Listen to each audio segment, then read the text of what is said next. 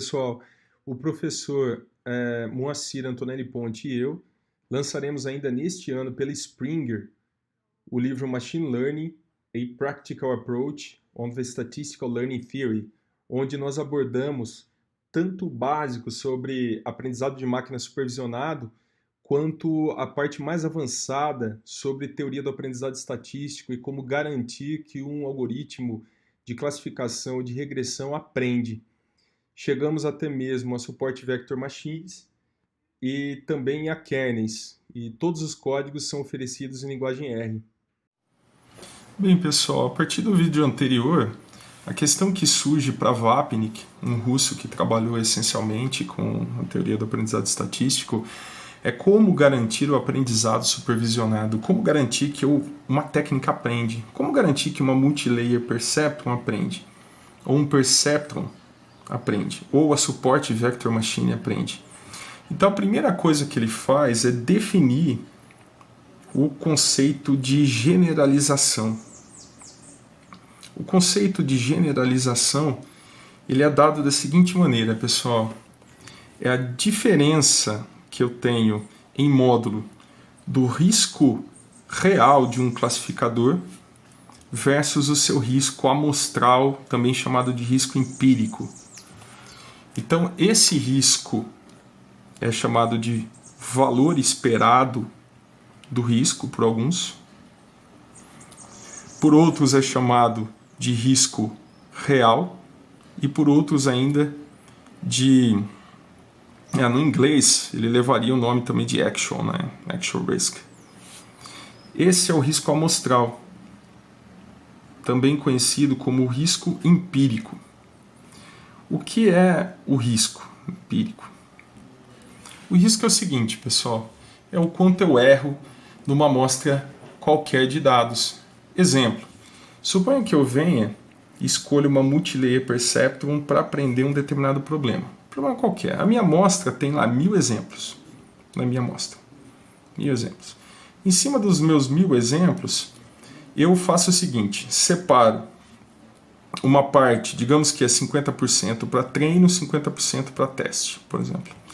Na hora que eu testei, suponha que eu meça o erro. Esse erro que eu estou medindo é o tal do risco empírico. Então é um risco que eu medi numa amostra, tá? A partir daquele classificador F que foi o que eu encontrei.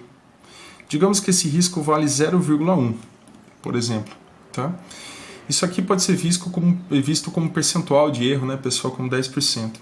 Nesse cenário, o que é o tal do risco real ou o valor esperado do risco? Acho que vocês se lembram que eu defini uma função de distribuição de probabilidade conjunta P de xy no vídeo anterior, onde ela tinha uma característica mais ou menos assim. Ó. Então eu tenho aqui um eixo x, um eixo y, e outro eixo aqui z, onde eu vou construir a minha P de xy. Tá? Aqui eu tinha dito para vocês basicamente o seguinte, olha, eu só tenho duas possibilidades de valores para x e para y nesse meu pequeno exemplo, só para a gente ter como começar. Suponha que aqui eu tenha uma certa distribuição que me diz se o zero ocorrer em x, qual a probabilidade de eu escolher zero em y como saída. Vou até fazer ela diferente do vídeo anterior. E aqui a probabilidade de escolher 1 caso zero ocorra em x. Aqui eu posso ter da mesma forma os pilares da minha distribuição aqui, dizendo qual a probabilidade de ocorrer 1 se 1 foi dado em x. E aí a probabilidade de ocorrer zero em y se 1 foi dado em x, 0 em y, tá? O que é o tal do risco real, esse risco real de f, seria se eu conseguisse, olha só como ele é um problema assim, muito mais difícil, né? Ele é um termo muito mais difícil de ser calculado, mas ele seria o seguinte, suponha que o tal do f que eu encontrei, ele é uma função qualquer aqui, ele é uma função que passa exatamente certinho em cima desse pilar, passa exatamente certinho em cima desse segundo pilar aqui, ó, pessoal. Só que desse terceiro pilar e desse quarto ele passa um pouquinho mais alto, ele passa mais ou menos assim, ó, acima. O que eu faria? Eu calcularia essa diferença, ó, esse erro que ele tem, ó, desse pilar aqui para esse pilar, ou seja, esse que ele conseguiu calcular para esse que é o real, esse que ele conseguiu calcular para esse que é o real. Isso que o risco real vai me dar, essa diferença do meu classificador versus o que a distribuição de fato representa, ou seja, ele depende da distribuição para ser calculado. Suponha que nesse caso, esse valor vai ser de 0,15, só para ilustrar para vocês. O que é a generalização?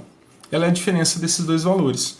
Então, se eu supus que esse é 0,1 e esse é 0,15, essa divergência em módulo ela é 0,05. Quanto mais próximo de zero, mais eu garanto, é maior a minha generalização G, que está aqui. Quanto mais próximo de zero. Repara que essa ideia de generalização ela implica simplesmente no meu risco empírico ser um bom aproximador para o meu risco real. Eu vou repetir. No risco amostral que eu consigo calcular, ele ser um bom estimador para o risco em cima dos dados que eu não consigo estimar. Por que eu não consigo calcular esse risco? Porque ele depende da própria distribuição de dados. E como em problemas reais eu suponho que eu não a conheço, não haveria como calculá-lo. É a partir daqui que Vapnik entra numa situação bem difícil, né? Como é que ele dá um próximo passo e garante aprendizado a partir dessa definição que ele fez?